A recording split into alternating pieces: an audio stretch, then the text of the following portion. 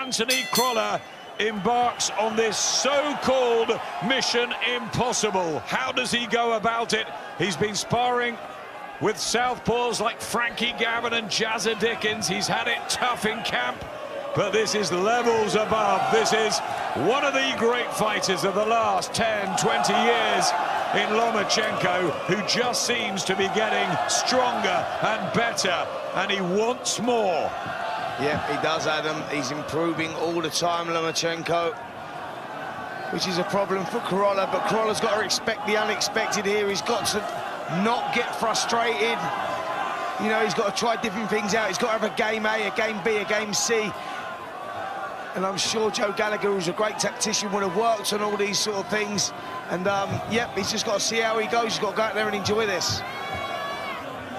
Yeah, he's got an extremely tough task, but I think one of the keys will be to try and land some body shots. We've seen how good of a body puncher Crolla is to try and slow Lomachenko down, but it's just trying to land shots when Lomachenko's static. But he moves round you. He's got angles in abundance, and he's a great fighter. And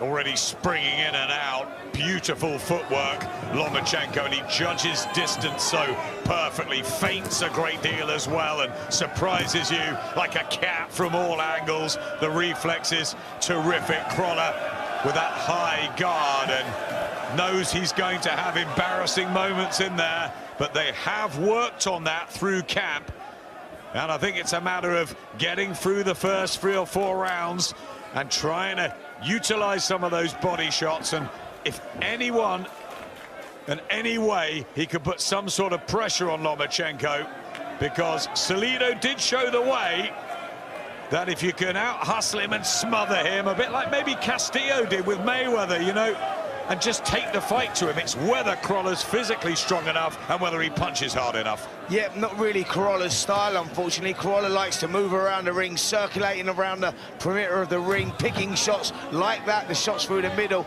I think for Crolla, I think his biggest opportunity here is Darren hit the nail on the head. He needs to switch the attacks to the body and try and slow the attacks of Lomachenko down, because you're right, Adam, the timing is impeccable from Lomachenko. The way he moves his feet in and out is something that we've never seen before, and it's special. It's beautiful to watch. Crolla is a good tactician, though, and has got plenty of skills. He had to get to where he has, and he won that fight against Daud Yordan to become the mandatory. Some people have said he doesn't deserve the chance. Disagree. Did everything asked of him. Beat Ricky Burns as well. Now he's got to find a way of fathoming out the massive puzzle in front of him. Good lad. All right, he might come a little bit more now. Joe Gallagher guiding Anthony Crolla through. He's a good man to have in the corner, isn't he? And he knows Anthony so well. Yeah, he certainly is, and he broke that down beautifully, if I'm honest. The information that he was passing on to Crolla there was perfect. You know, he's got to stay tight. He's got to be careful of those body shots, those straight left hands through the middle, and he's got to try and counter-punch Lomachenko as he comes in, but timing is the importance here. Second round for the former world featherweight, world super featherweight, and current and reigning world lightweight champion Vasyl Lomachenko. Fight number 14 for the 31-year-old, who was one of the most outstanding amateurs there has ever been. In with Anthony Crolla, decent amateur, but has achieved more as a professional, has lost 6 times. Most worryingly, that defeat at British level when he was stopped by Derry Matthews. But how he has rebuilt and learnt from there, and it shows how much a fighter can improve from roughness early on. The loss to Yusuf Al-Hamidi, the ice cream salesman and journeyman. You'd never believe he went from Yusuf Al-Hamidi to Vasyl Lomachenko. Well, look, it's what you take from defeat and what you learn from it, and Crolla's learned lots from his defeats, and it was a privilege to watch him win that world title. But again, he's up against it here, and he's in a position now where I don't want to see him. I don't want to see him getting pushed back and backed up into the corner to allow Lomachenko to pick the shots. You've got nowhere to move when you're on the ropes or in the corner. So He's got to try and double up his attacks. Crolla try and push Lomachenko back and try and get him in the corner on the ropes. But, you know, it's a very difficult task when you're fighting someone who has the foot movement and the foot speed that Lomachenko does. Yeah, Lomachenko's controlling this with his feet. And I see what Crolla's trying to do. He's trying to draw him in. We heard Gallagher saying try and get him on the right hook counter as he comes in, but that's easier said than done. Lomachenko's footwork is perfect at the moment. There was the body shot that Gallagher was talking about. That was a good sign there for Crolla. Yep, nice shot from Anthony Crolla there, and he's keeping his poise. But Lomachenko right in front of him, and he's not going to be worried about that as he goes through his routine. I see a lot more feinting as well from Crolla. Try and get Lomachenko to lead and try and counter him. This is good work. The variation there, body shots following up the uppercut. Lovely work. Sweet uppercut, and it followed a left hand a few seconds before that from Lomachenko. Finding the gaps now in the Crolla defense. And now Anthony Crolla's learning what it's like to be in with someone like Lomachenko. He wanted to test himself, and here begins the reality. How will he react? Yeah, Lomachenko's just pushing Crolla into each corner at the moment. It's not where he wants to be.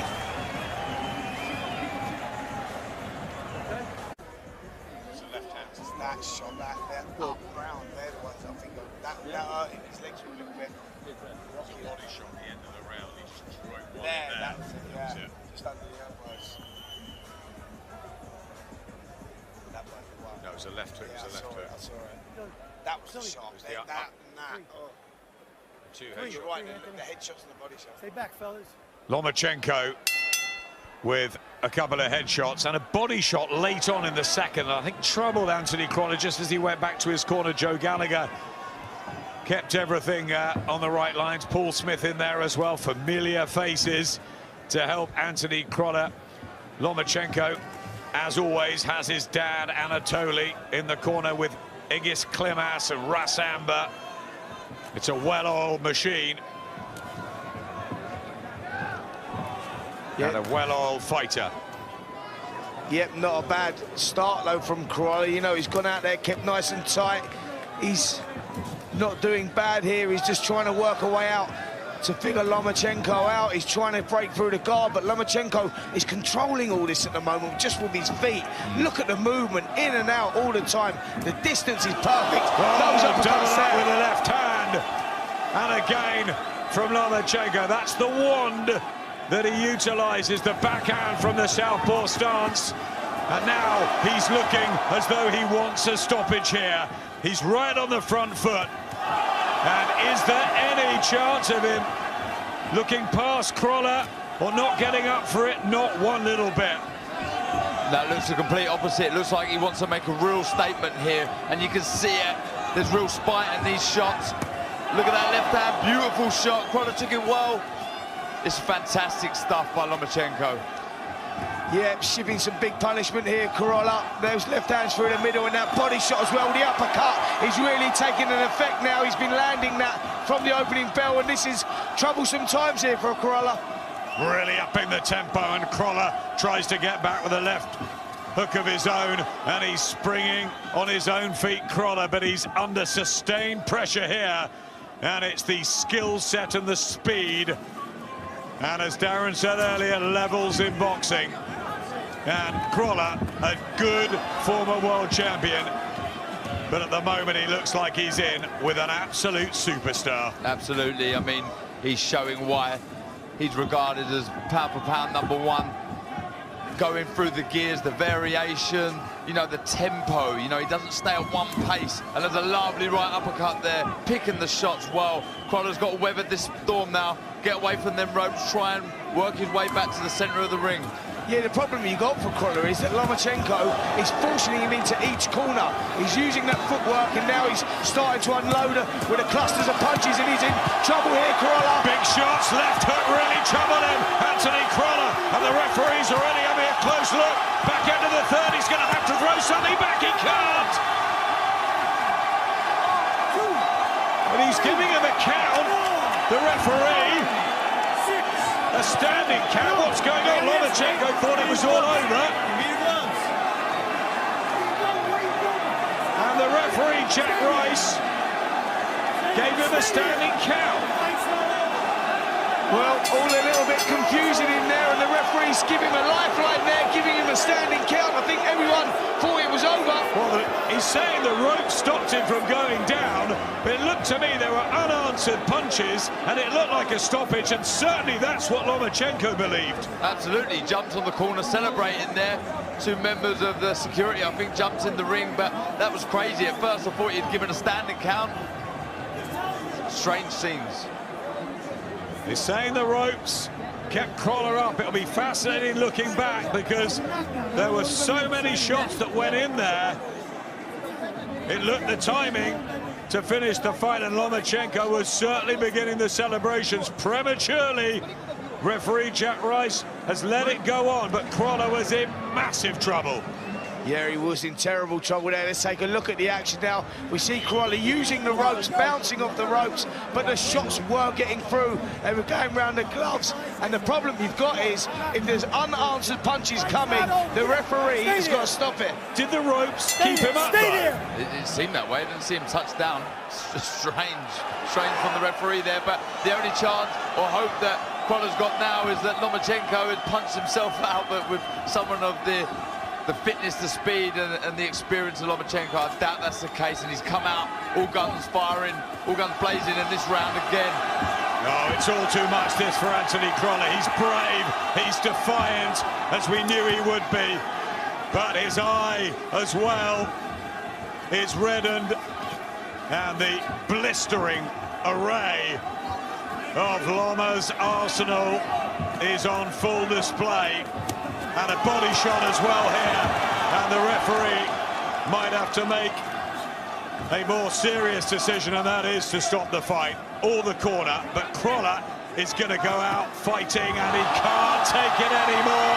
Down he goes inside the first minute of the fourth. That is definitively the end of the fight, and Vasyl Lomachenko proves his utter class in dismantling the brave Anthony Crolla, who needs some time here. The paramedics will be tending to him, and our concern is obviously with the wonderful Mancunian, who tried everything. But Lomachenko way too good, and he sat upright, Anthony Crolla, but he just was caught in the middle of a storm. And I wonder, despite the confusion in the third round, whether actually the fight could have finished there. It was very brave of Crolla, and he went back to his corner at the end of the third, but it was just more of the same. And Vasyl Lomachenko